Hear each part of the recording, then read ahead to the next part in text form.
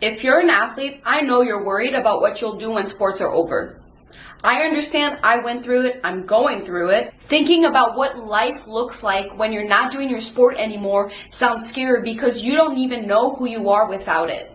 I reassure you that it is normal to feel that way. Every athlete goes through this. Every athlete has that same worry. I just had a conversation recently with one of my teammates. She's going through that exact same issue. She said that she knows she wants to keep playing for a few more years, but that she's scared because she's thinking about what life looks like after and she doesn't know what she's going to do. So then I asked her, well, what do you do about it? Like, how are you trying to figure it out? And she's like, oh, I'm not. I feel like it's too uncomfortable, so I just try to distract myself to not think about it. Do you think that's actually going to help her? In the long run, it's going to bite her back in the ass. That's a problem. Chances are you've also tried to do something about it. You've tried to think about it. And you're thinking, maybe I'll go back and get my master's. Or maybe I'll just work in the degree that I graduated with. Or maybe that working in the sport that you've always played in because you know it so well and it's like the easiest way to go about it. But I know for a fact that those options don't excite you. You've been a high-performing athlete your whole life that becoming average afterwards sounds like you're wasting your potential. It's like not doing yourself justice. You've learned so much by being an athlete. You have such high valuable qualities that going below what your potential can be, even when sports are over, sounds like you're disrespecting yourself. I'm here to remind you to not resort for less. Do not resort for what's easy, or do not resort for what's conventional if you don't even know that's what you really want.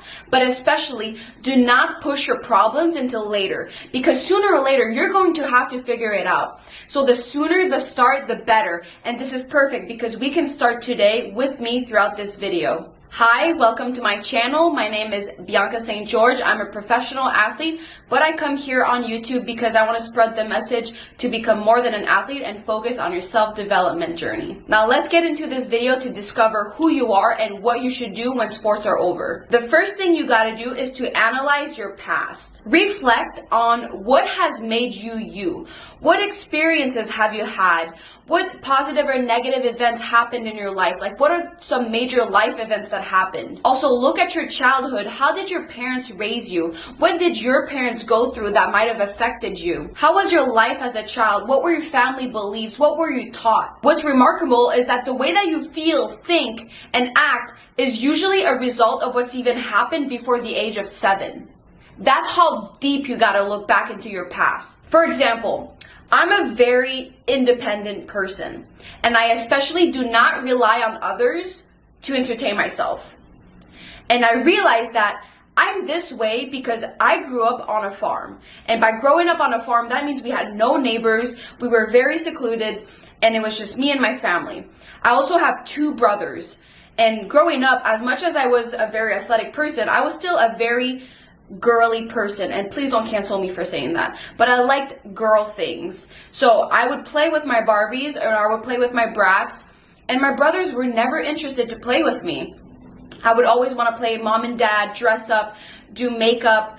I wanted to do those things, but my brothers never were there to do that with me, obviously, because they don't like those things. They were into Yo-Gi-Ohs, cars, boy stuff. Please don't cancel me again. But that made me unbothered. I just focused on myself. I entertained myself. I learned to be with myself because as a kid, I didn't start feeling sorry for myself for this situation. I just kind of lived with it. And I really found a way to entertain myself regardless of what I was doing. I also had a lot of restrictions to how many friends I could see because we would really have to go out of our way to go see friends. And on Sundays, it was family day, so there was only one day out of the week if I were to see a friend, it would be the Saturday. And I was very separated from my community because I was speaking English growing up and I grew up in a French community, so it created this weird separation. So I was fine being by myself. I entertained myself, and today I'm very independent and never rely on others to have fun. And that can be a double-edged sword because as much as I'm happy alone, sometimes I tend to reject friends or not go out of my way to hang out with people because I feel like I don't want to rely on them. It's like I want to keep reinforcing that belief about myself. My friends are so nice. Like, they still invite me, they still want me around, even though I tend to push them away. Like, I need to be grateful that and actually take on those opportunities, because eventually they're not going to do it anymore. Analyzing my past has really made me understand why I act a certain way today, and also be more mindful about it and able to change if I need to, because eventually it's not going to make me happy if I'm always alone. So it's important that I do go out and see friends and like have fun with other people than myself. So your past has totally shaped your personality today. It has shaped your beliefs, the way that you think, the way that you view the world. Everything that you like, everything that you disliked is a result of your past. And also, your abilities is a result of your past. So like what you're good at and not good at. Because think about it, if you were a kid and someone told you, wow, you're so good at this, well, as a kid, you keep thinking that, oh, I'm good at that, so I'm going to keep doing that. And then later on, you realize you're really good at that. But that's because in your past someone has told you that. That doesn't mean you weren't good at something else, but because you weren't being told that you were good at something else, you never explored that. So that might be something that you should explore today. You have to look back at your past at like positive reinforcements that you've been given. So let's say you only got praise when you did good at school, when you got good grades. So then maybe today you think that you're only worthy if you have good grades, so you put all your self-worth into your academics. So it's really important you dig back into your past to understand who you are today. So I'm going to give you 3 reasons why you absolutely need to know yourself. If you know yourself in and out, 1, it opens opportunities, limitless opportunities. 2, it makes you unbothered by anyone's opinion. And 3, it makes you self-aware and able to change. So let's just look a little deeper into that. Let's strike back to the original issue. Like, you don't know who you are without your sport. The reason that makes you uncomfortable is because you are insecure about who you are outside of being an athlete.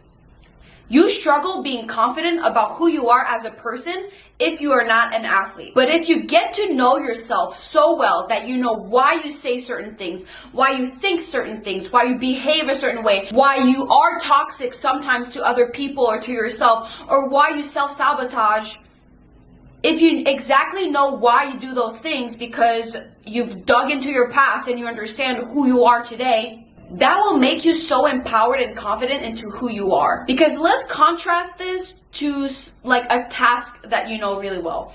Let's say a little kid comes to you and says, hey, can you teach me how to tie my shoe? Not that kids do that. Kids usually try to put their shoe on and they do whatever, and you're like, let me teach you. But let's say you got to teach a kid to tie their shoe. You're going to be very confident in telling them how to do it because you know how to tie your shoe. So you'll just teach it to someone else. It's very easy. You know how to do the task. You have no second doubt. You're not anxious to tell them that. You just do it because you know it.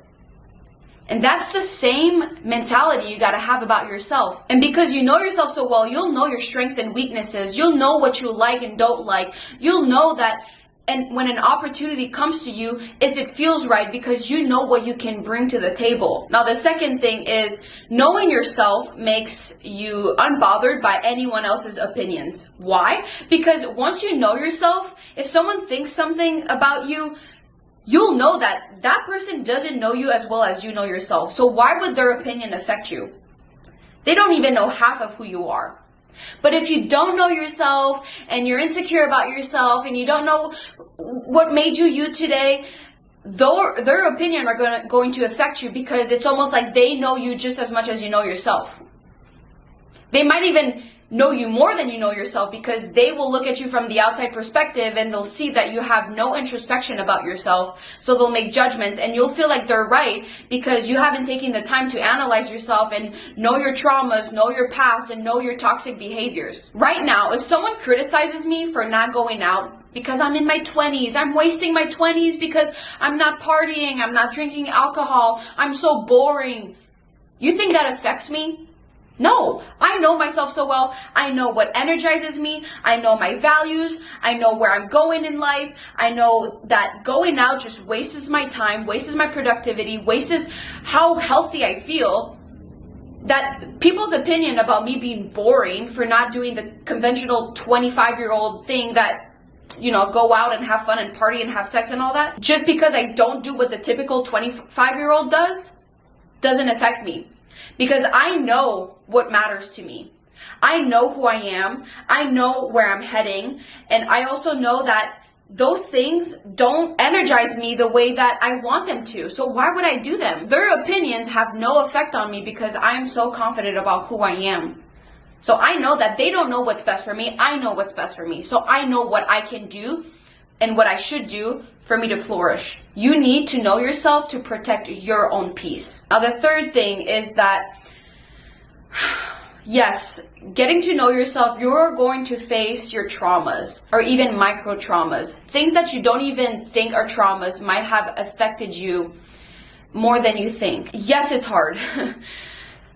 Why do I always laugh when things are serious? But it's not funny. Like, going back into your past can really unravel deep feelings that you don't want to face, but it's so important that you look at them and don't feel so attached to it. Just look at it from an outside perspective, because remind yourself that even though that has been hard in your childhood, you are right now listening to my video.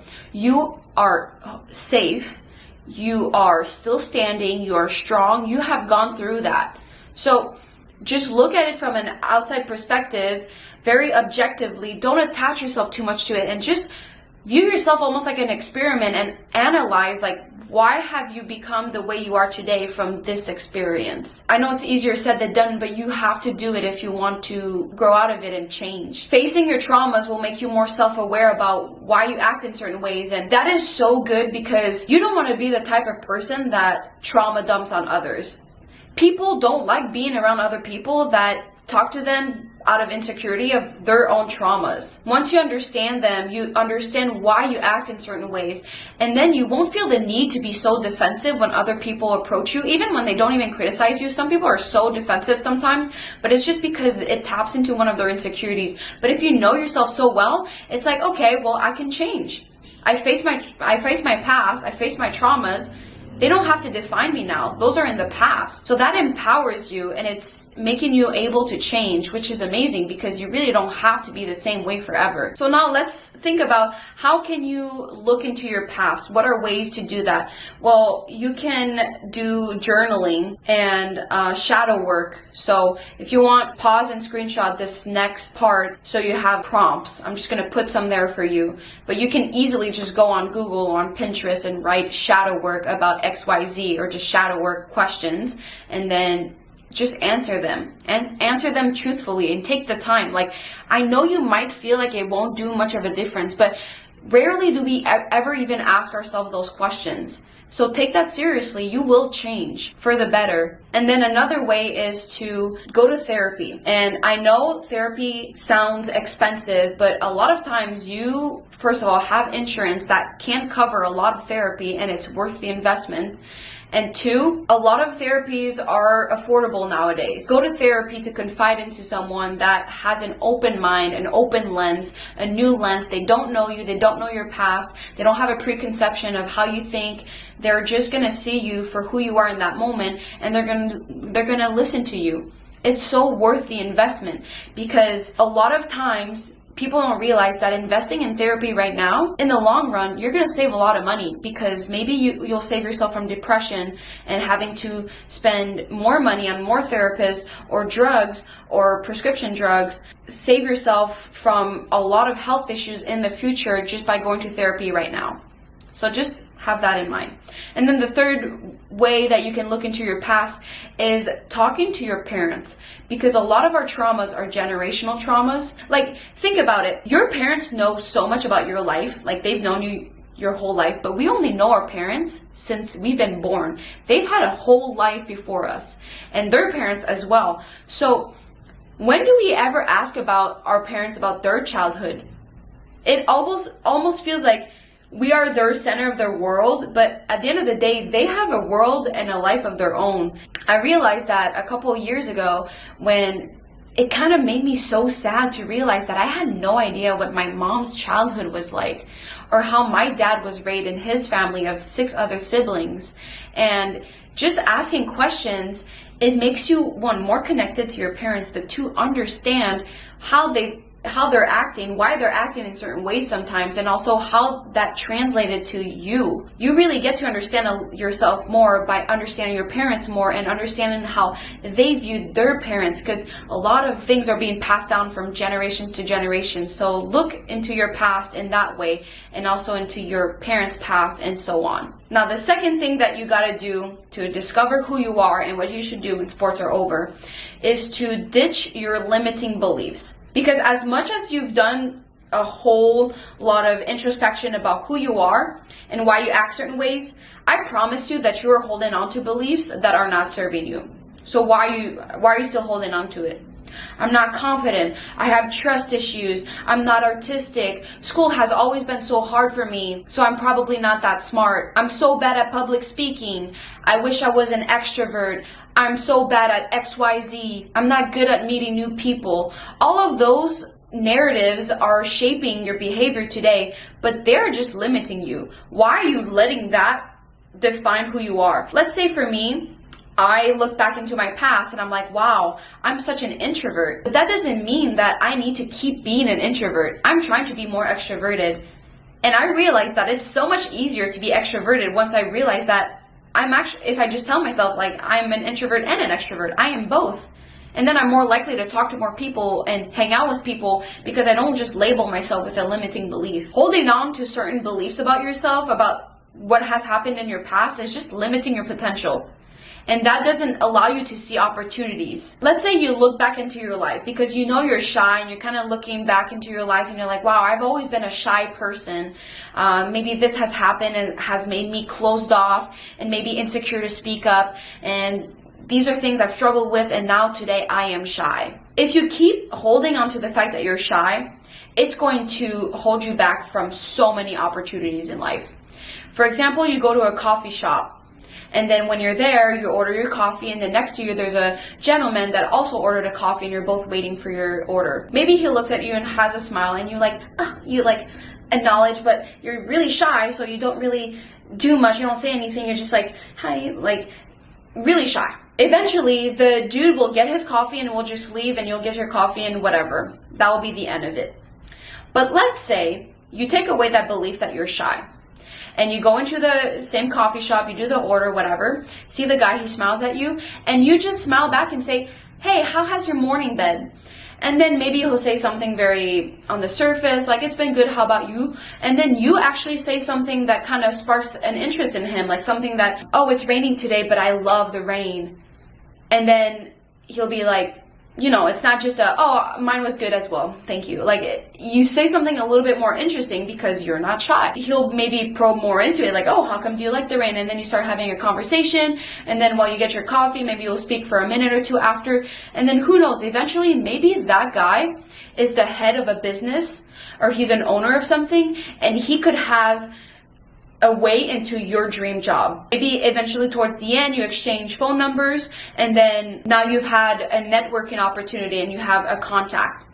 Just because you've taken the limiting belief away that you're shy. This actually has happened to me recently, where I go to the same coffee shop often, and then I started a conversation with this older man next to me, and he turns out to be the owner of so many different grocery stores in Chicago. And I'm like, I have this contact now. When we see each other, we always have a conversation, and we have each other's phone numbers, and it's insane that I even have that contact. But that just came about because I decided to be open-minded. Even though I went into the coffee shop and I wanted to work, someone talked to me and I was just like very friendly and said something interesting, and then we got into a conversation, and every time we see each other, it's like a fun little conversation. And not only am I enjoying and learning new things, but I have a new networking opportunity that I don't know if I'll need in the future, but at least I have that opportunity. So there are certain beliefs that you are holding about yourself that you need to let go. Now that you've dug into your past and you're self-aware about who you are, what your traumas are, how toxic you are, how self-sabotaging you are to yourself,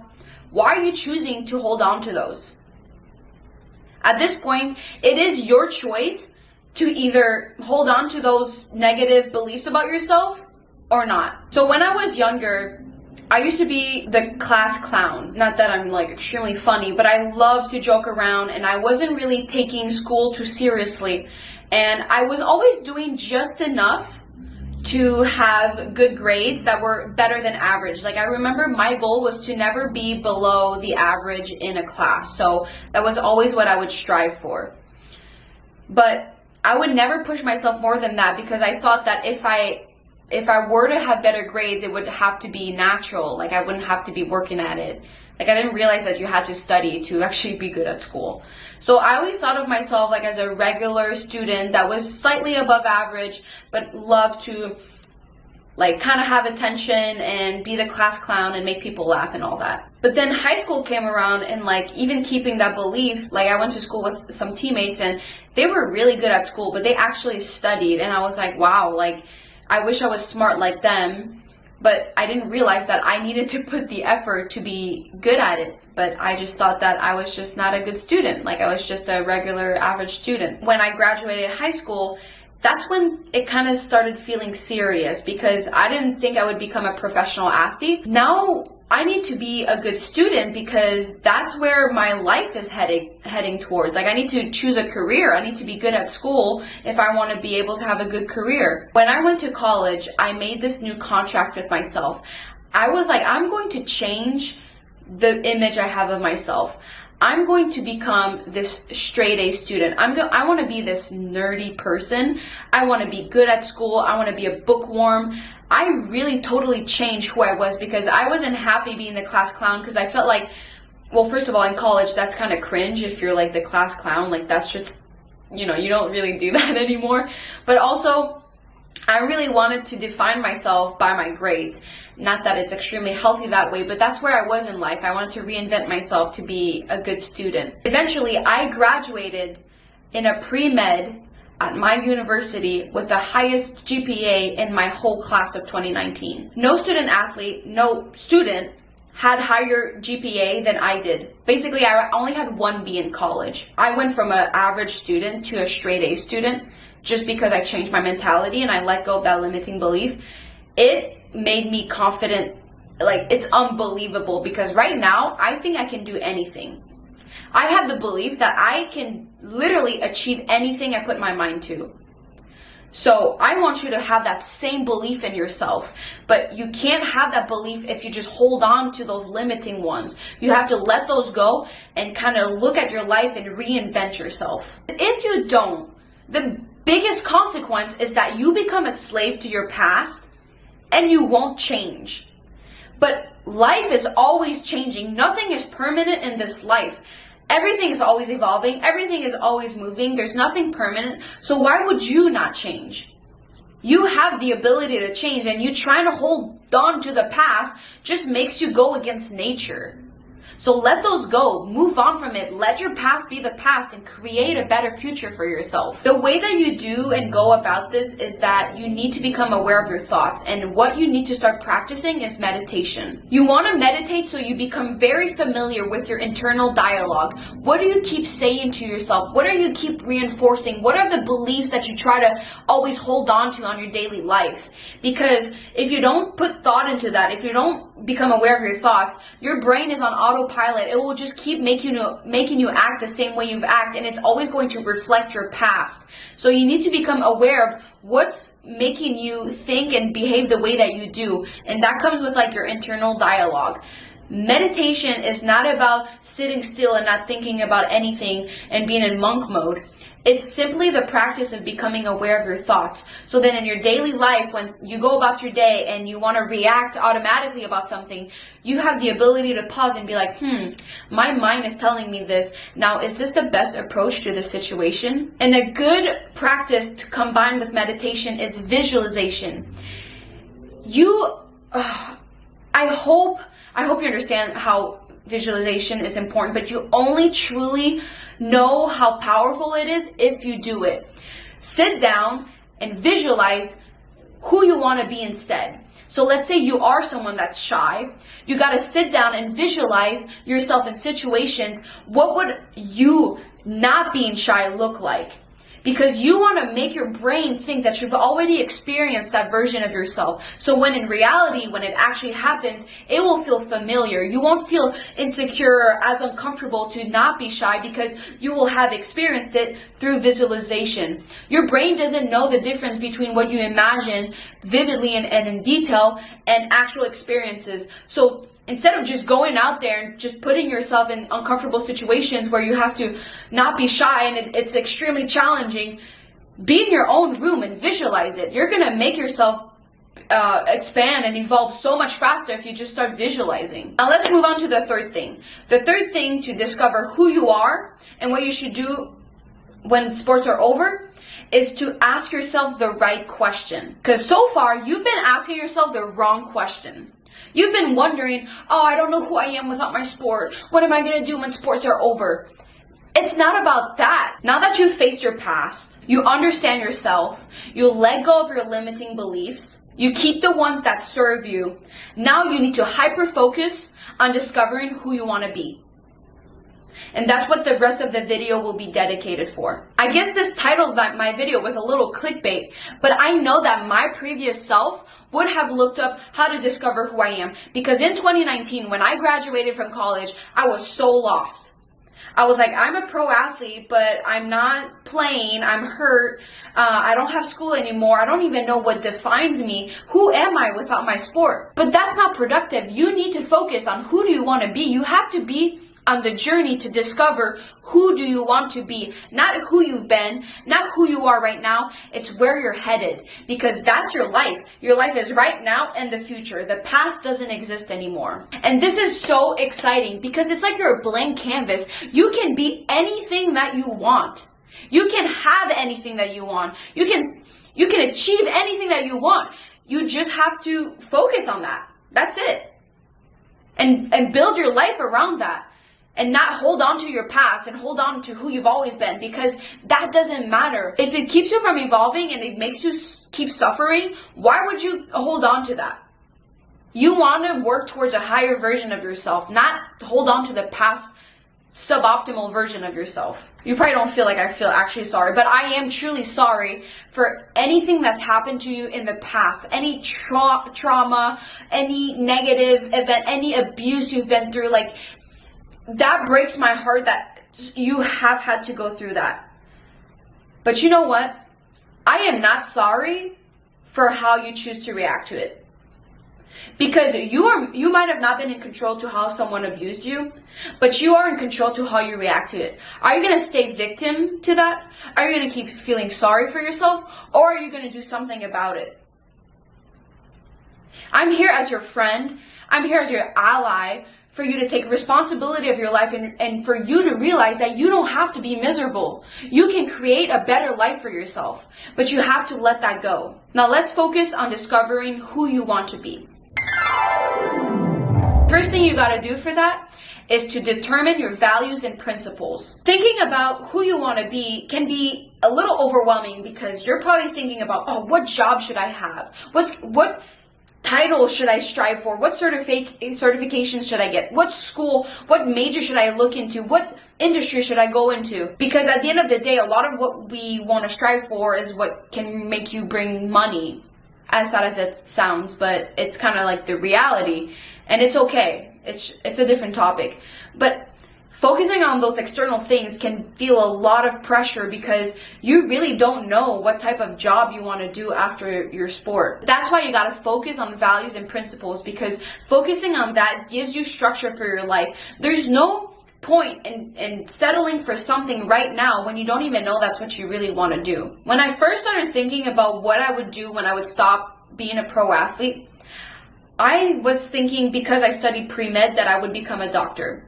Because again, I'm a high achiever and I want to set the highest bar for myself. So I'm like, I'm going to become a doctor. But it felt really strange for me to commit to something like that, where you have like 8 years of schooling to do and just go all in into something when I didn't even know if that's truly what I wanted. And I'm like, I will only know once I'm doing it, probably. So how can I know without doing it? But the only way I know is to do it. So it just didn't feel like it made sense. And that's when, by reading books and just digging a little bit more into it, I realized that you don't have to choose a profession right now that you're going to do after sports. You just have to choose which values you want to live by, and the principles are basically the behavior based off the values that you choose. One of the values that I still hold is I value growth. And the principle is to always find learning in everything. And I love this because this is what makes life fun. So when a situation happens, good or bad, especially the bad ones, instead of feeling like, oh, this sucks, and feeling like a victim and just having all these negative things come from it, I think, all right, this is kind of like a game. What can I learn from it, and how can I make this better? This takes so much seriousness out of life, and also because I value growth, it makes me grow. And it makes me feel good that I actually went through a bad situation because I know that I've actually grown from it. So I know that I'm heading in the right direction. Another one of my values is to be true to your word. And the principle is to always follow through what I say and always mean what I say. And I love this value because this is what allows me to stay disciplined. Because if I say I'll do something, I have to do it. If I say that tomorrow morning I'll wake up at 6 and get some stretching in, I will do it because that's my value. And by living by that value, it makes me more disciplined. And by being more disciplined, it gives me more structure. And giving me more structure makes me more confident. And making me more confident makes me believe that I can be anything that I want to be. So this also opens opportunities for me to grow and also creates a version of myself that I'm proud of. Another one of my values is to value responsibility.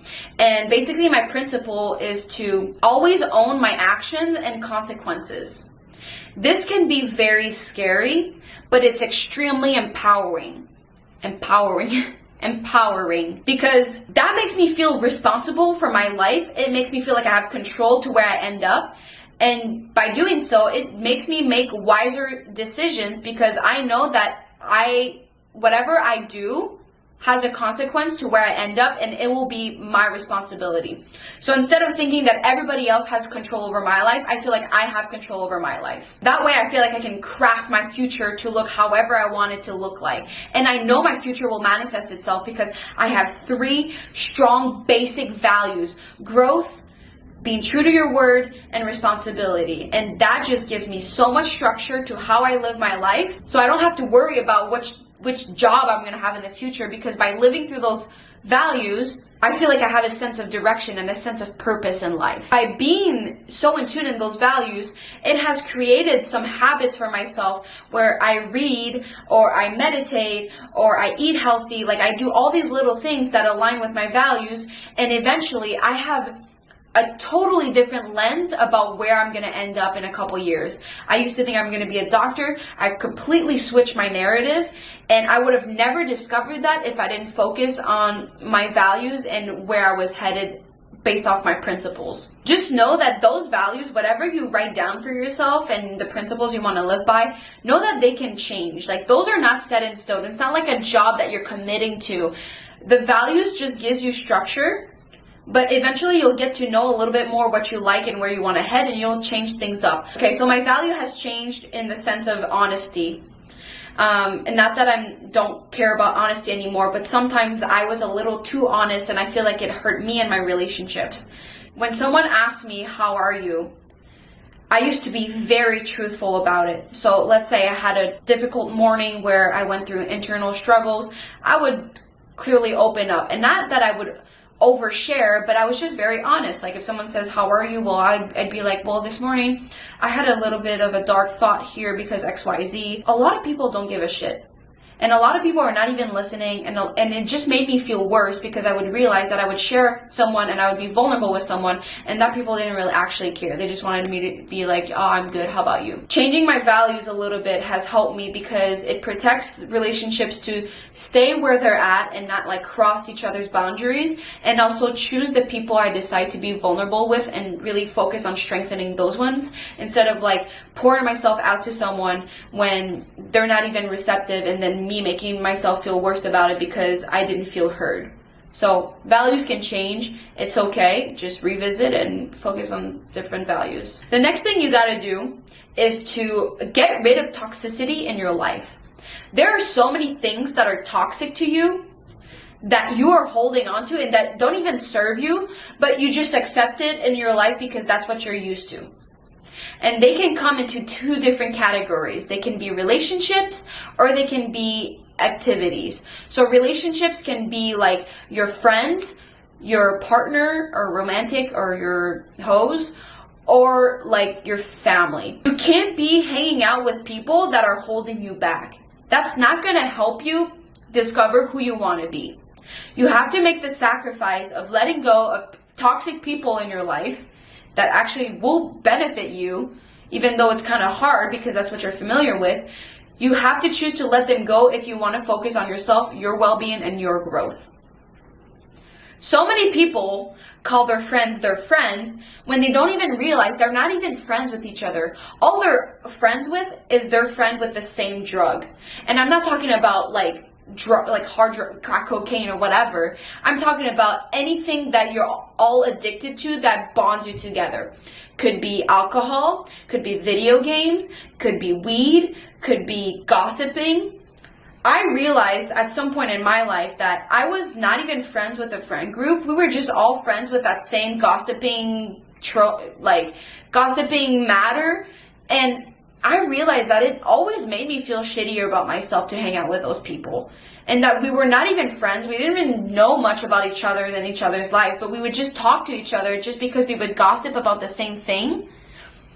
That's not productive. That's not going to help me grow. So I cut that shit out of my life so quick. You don't need anything or anyone to fog your thinking. You need a clear mind. If you want to discover where you're headed in life, you cannot have all these toxic, negative energy that brings you to a lower vibrancy. If they are not serving you, they are not needed. You need to be selfish here because we are talking about your life, your precious life. Why tear yourself apart by bringing in all these toxic people, going out of your way to hang out with toxic people when it's not even aligned with where you want to go? You don't need anyone's permission to start focusing on yourself.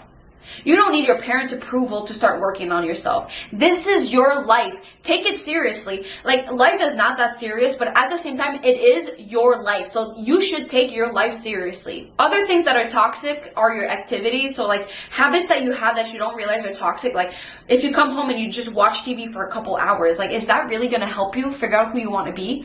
Or if you vape or smoke or drink alcohol, do you want to just keep blurring your thinking by just indulging in those toxicity? Social media is another big one. A lot of people just go on social media and they feel shittier after. And I'm like, why do you even go on there? I literally use social media to promote my message. If I go on there to just look at other people's lives, I know it doesn't make me feel good about myself. Because it's like, I could be using this time to make myself better. And all I'm doing is like, I'm going on there and I'm comparing myself. How is that helping me? So I'm like, if I go on there, it's to produce something. If I go on there, it's to share something that I know is going to help someone else and not bring them down. Usually what you're the most resistant in quitting is usually the number one thing you gotta sacrifice. So let's say it's weed. You think, oh, you have the excuses. Like, I know, like some people say I should quit weed, but like weed makes me creative. Weed makes me feel like good about myself, think differently, it makes me forget about issues. But usually that's the number one thing that you gotta quit. So you're gonna have to make some sacrifices here, but realize that you're doing that to clear your mind, to be as healthy as possible, so you can at least dig deeper inside of you to figure out who you wanna be. You don't need anything else coming your way, and you don't need to accept toxic things in your life just because you've always had. You can change, so cut that shit out. Now the next step to discover who you want to be and what you want your future to look like and what you want to work towards is to read. And don't be immature and be like, oh, I'm so bad at reading, oh, I don't like reading, I can't focus. That's a limiting belief. Reading is a skill. The more you do it, the better you are at it. It's normal that you're not that good right now if you never read. Because let me ask you this. When's the last time you read a book? And don't say, oh yeah, I read a book for school. No, a book that you chose to read. A book that made you think. A book that made you expand your knowledge, your perspective. When's the last time you did that? If your first thought You want to get back at me and be like, well, I have no time to read. I know you're lying. The average person watches over 2 hours of TV a day. So you're telling me that if I look through your screen time, there's not a 30 minutes in there in your whole day that you couldn't have read? You don't need to be reading all day to be reading. You can just take small moments every day. You could read 15 minutes before bed, but you need to start reading. Every time I start reading a new book, I have a resistance to it. It's hard to start a new book. You gotta be in the mindset to do it. You have to get into the mood, get the setting done. But once you're in it, it can be life-changing. And you only need one book to make you fall in love with reading. But you don't even know what type of books you like yet because you haven't read much. You need to expose yourself to different types of books. Just try different things and see what you like. You would be surprised at what you find interesting. For me, I didn't know I would love philosophy. When I grew up, people would say like philosophy was the worst classes to take. Like that was in my environment. They would say that philosophy is boring and it's like outdated. But I find that philosophy is one of the most interesting topics we can talk about. So you need to grab any book that interests you. It doesn't matter if it's fiction or non-fiction. Just get into the habit of reading. Whatever sparks your interest, you gotta just grab a book and start reading about it. When the pandemic hit, I started reading so many different types of books. And I never thought that I would read books about math. Like, you're like, why would I even read that? But something happened and I got interested into this one book and then it led me to another, and I was reading about math and quantum physics and how math is everywhere around us and how it answers so many questions in our life. I cannot believe, like, this honestly gets me excited. I'm looking around because I know I have math books right there. It gets me so excited to think about all the learnings I've come across just by reading books about math. When we're forced to read something in school, obviously you're going to be even more resistant to it. Not already you're resistant to reading, but you're reading something you're forced to read. But now you get to choose whatever book you want. And let me get into some details of why it's so important for you to start reading. If you don't like reading because you say you can't focus, that's an even better reason to read, because reading increases your focus and concentration.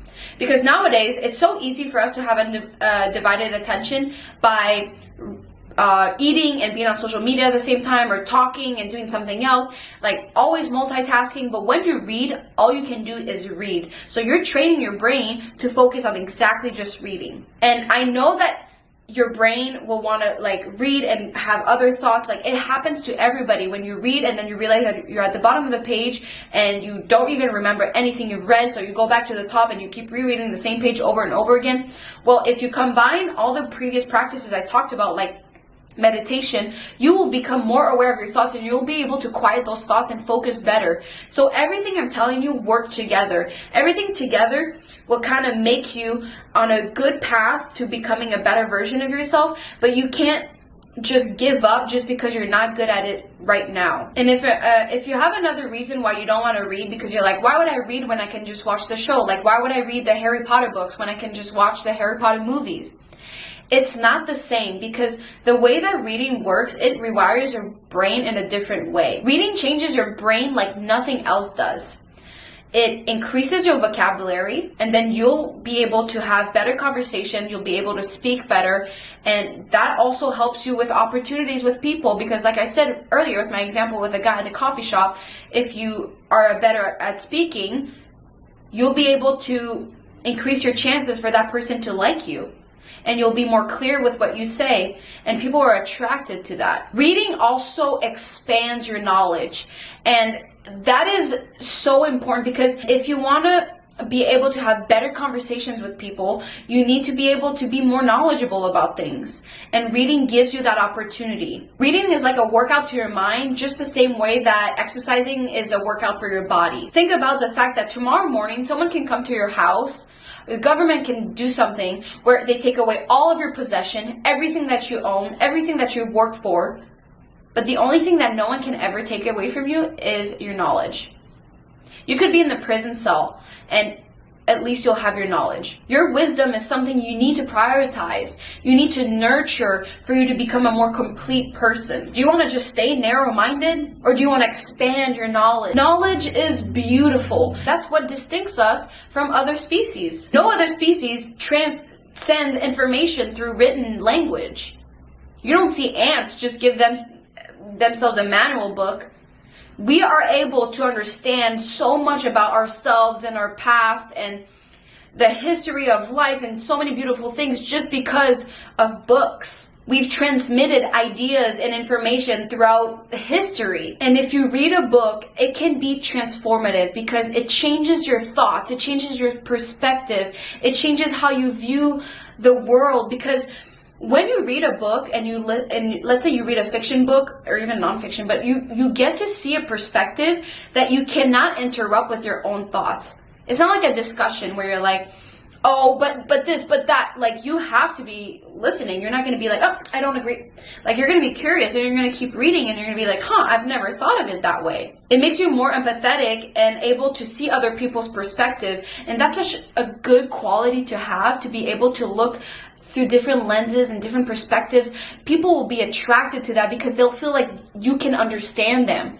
And you're building that knowledge with reading. You're building that skill of being empathetic because you're reading. And it's cool because by expanding your knowledge, you are able to critically think better, problem solve better. And that's things that you're going to need your whole life, and you can cultivate that so easily by just reading books. It makes me so sad how much people waste so much of their brain power with watching TV. You don't even know how negatively that's going to impact us in so many years, because this is still relatively new. Honestly, it just feels like as a race, we're getting dumber and dumber.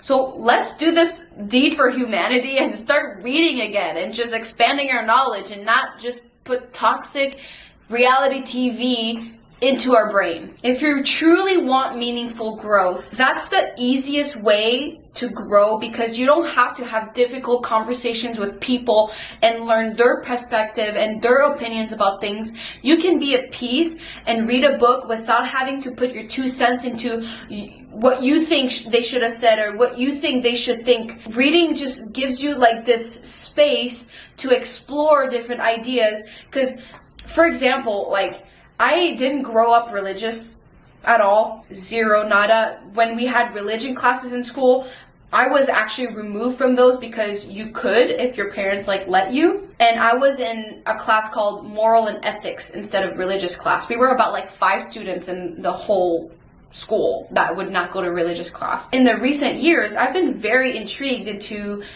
religion, why they believe in certain things. So I've especially explored 2 types of religion, and I've talked to many people about it. I've been to Bible study, I've practiced Buddhism, I've done so many different things to try to understand religion, because why not? I've never been exposed to it growing up. I have a different outlook about it. I don't feel attached to it. I don't feel like I need to judge it. But it would have been hard years ago to just go into Bible study with preconceptions of what it was. Instead, I started reading about religion, and then I got more open-minded and understanding. I was more comfortable going to those type of things. Reading can be so beautiful as well, because it can be the seed to inspiration. Let's say you're naturally innovative and you might consider being an entrepreneur one day. If you read, it puts different ideas that you might not make connections right now, but the more you read, the more things will connect together, and eventually you'll have a brilliant idea.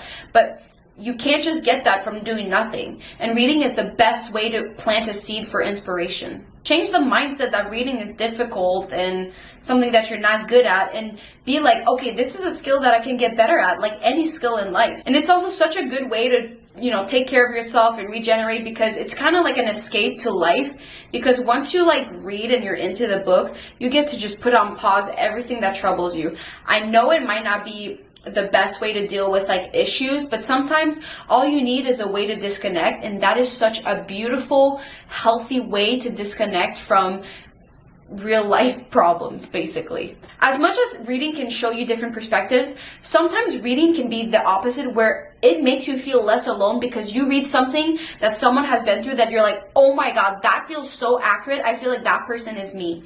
That can cure some feeling of loneliness, because I know that that was a thing that's been a struggle for me, is feeling lonely. I know like a lot of my self-development journey, I've been very alone in this, but reading has always made me feel more connected to people, because I'm like, I'm not the only one that's going through this. How can you read more? So obviously you know how to read, I assume, but how can you read more?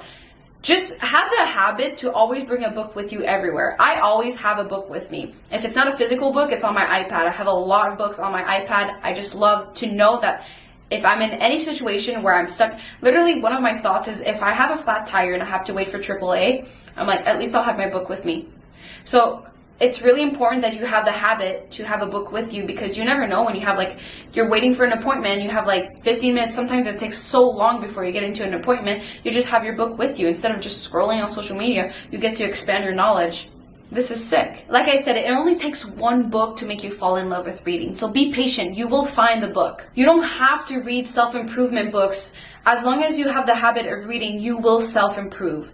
So just trust that. Spend about 30 minutes a day. If I were you, I would just block the time where you like have to read, and then you will get better. Now, the next thing to discover who you want to be is to try new things. And I know it sounds very simple, but don't underestimate the value of trying different things. We always know the story of the super nerdy kid that reads a lot but then has no social skill. Like, you don't want to just read, you want to practice what you learn. You want to put yourself out there to see how you've grown. So it's really important you put yourself in situations where you can grow and try new things. Make the effort to get out of the house and do something different. Like, go to museums, go to art galleries or openings, or local expositions or local events.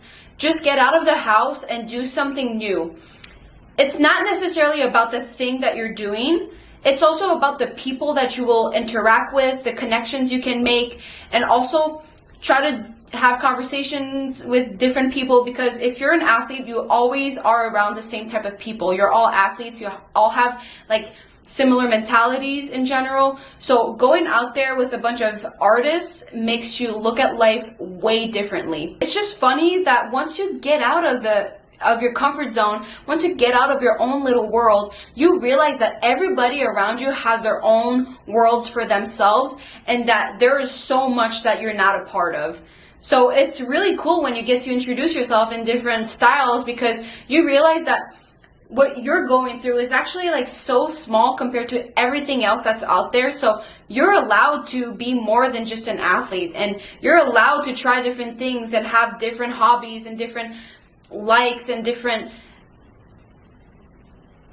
interests. You also want to tap into your feminine energy, because a lot of what we do as athletes is very masculine energy driven. So it's a lot of action orientation, discipline, and goal driven. A lot of it is hard work and focus and logical, but you need to tap into your feminine energy and relax, take care of yourself, have a hobby, develop new skills, start cooking, just doing little things that make you more in tune with who you are. And I'll do a whole different video about the feminine energy and why it's so important, especially for athletes, especially for female athletes, to remind yourself to tap into that feminine energy, because you need to be more complete. And being just focused on your sport makes you so in tune with your masculine energy, but that's not enough. That doesn't make you complete. You need to have your feminine energy also explored. And a good thing for athletes is to try something artistic, because a lot of times we felt like this couldn't mesh together. Being in tune with your feelings, expressing art, exploring your creativity is so nurturing to your soul. And that's something that you should try for yourself. Not just like go and see artistic things, but also be an artist yourself. Start painting, start drawing, just explore different creative habits. Knitting, that's so good to explore, because you don't even know like the feelings that you want to express. You will get to discover parts of you that you didn't even know existed. And then you can start shaping and crafting your future based off new interests that you have for yourself. This is really fun. It's also important that you do things that you might envision yourself to do in the future, because let's say you're someone that you're like, oh, you always wanted to have your own studio later and have your little art room, but you don't even do art right now. So how about you try and see if you even like it for yourself? Because a lot of times we think that we want something, but when we start doing it, or once we reach that point, we realize that we don't even actually want to do that much. So save yourself the trouble to wait until later to figure it out, and try things right now. If you can, just try it and see if you'll like it, and maybe you will change. You don't need people to do this with. You have to get so comfortable being by yourself. You know the amount of times I went to restaurants by myself, I went to bars by myself, I did events by myself. I go to places by myself because one, I am my own best friend, and two, if you're not comfortable with yourself, realize you're the only person living with yourself. So at the end of the day, it doesn't matter who you're with. If you're not comfortable with who you are by yourself, that's a problem. So you gotta be in love with being by yourself, because at the end of the day, you're the only person that has you, that has your back. You're the only person that you can count on. So invest in being comfortable with yourself. And if you feel insecure and you feel embarrassed to go to a restaurant by yourself, embarrassment is a choice. If you go in there and you just own the fact that you're so comfortable and confident being by yourself somewhere because you don't have the need to have other people validate your existence, embarrassment is a choice. Just own it. If it is making you feel insecure, ask yourself the question, because that's not normal. I mean, it is normal to feel that way, but it's not, you shouldn't normalize it. You can change. You don't have to feel that way. If you own it, people will admire that from you. If you go into a restaurant and you're so secure and confident about just going in and sitting down, people look at you with amazement. I see it when I do it, and it just makes me feel good about myself, so why not? And then the last step into discovering who you want to be is to just relax, because you don't need to know exactly who you want to be right now. You're in the process of discovering who you want to be. You're in the process of discovering what type of future you want to create for yourself, and it's okay that you don't know right now. So I guess my advice is to make this self-development, this journey, part of your identity. So right now, you might not know who you want to be, but you can hold on to the fact that you are discovering who you want to be. So that's kind of like who you are right now. You're someone discovering who you want to be. It's kind of like when I'm at team events and we're at hotels and stuff, and people see me go to the lobby with all my laptop and everything. They're like, oh, what are you doing? You know, it's like late at night. And I'm like, oh, I'm working. And they're like, oh, what are you working on? And I'm like, I'm working on myself. That's just who I am. So I just kind of make this part of who I am, that I'm discovering who I am, that I discover who I want to be and what I want to do in life. And oh my God, if I need to do a whole video on this. If you guys only knew how far I've come in terms of what I thought I wanted versus what I want right now, it's incredible. I'm just so happy I've started this journey, because if I would have ignored everything and I would have just kept thinking I would go to medical school and have that security, I would have regretted it. I know I would, because what I know now has made me so happy, so secure, so excited for life in front of me, because I have discovered things that I had no idea these even existed, and I'm so excited for what my future will look like, because I'm like, that excites me. This is where I'm going towards. This is where my calling is. I feel like I have a purpose. So that feeling I'm trying to transmit to you, but you got to put the work to feel this way. You can't just like wait for that to come to you, like hit you. Like, we're not like born with a calling where we know exactly what we're going to do for the rest of our life and we'll have all of that planned. You have to find it for yourself, and you got to try things. You can't just hold on to the fact that you're an athlete and just wait and hope you're going to figure it out when it's over. You got to just put in the work and figure it out for yourself. And this journey is so fun. You just feel insecure because you haven't done the work yet. But once you start working, you'll feel so much better about yourself. Knowing what you want out of life, knowing who you want to be, comes at a price, and the price is work. You got to put in the work to figure that out. But just understand that the work is not a painful thing. It's not miserable. It's exciting. When you start getting new knowledge, when you start discovering new things, you realize how many possibilities you have for yourself, and that's exciting. If you're so worried because you feel like what life looks like after sports is so narrow and you don't know what to do, it's because you haven't put in the work yet. But once you put in the work, you realize, oh my God, I can be anything. And that's what I'm trying to tell you. And that's what I'm trying to make you do, is take ownership, because you are responsible for your life. Don't worry that you don't know what you want to do right this second. Just know that right now you're focusing on self-development. You're focusing on discovering who you want to be. And just by following these steps I gave you, so to start reading, to cut out toxicity, to create values and principles, to try new things, doing all these things is going to give you the space and clarity and structure for your life. And that's all you need right now. And then with this exploration, it will give you a new purpose. I promise you. Just trust it. But for me right now, I don't know what's going to happen in 5 years. I know what I want, but I'm also open that it can change, because I know that I keep learning and things change. But what I do know is that whatever I decide to do, whatever is going to happen, I will succeed. Because I'm that confident right now. I know who I am. I know who I'm working towards. And every day I do the little things that make me a step closer to a better version of myself. I know my future will be amazing. My life is already amazing right now just because of my mindset. So I'm winning at life, and I want you to feel the same way about yours too. So don't worry if you're an athlete. Just keep grinding into your sport, but also take the time aside to take those steps to work towards who you are outside of sports and which version of yourself you're crafting for your future. Every time, I don't feel like this is going to be a long video, but I'll always end up talking so much. But I hope this was valuable. Please take the steps to move your life forward. And at the end of the day, I love you and love yourself. That's so important. Be confident, and I'll see you with my next video about confidence. And I'm so excited to share this with you. So yeah, see ya. Bye. Love you.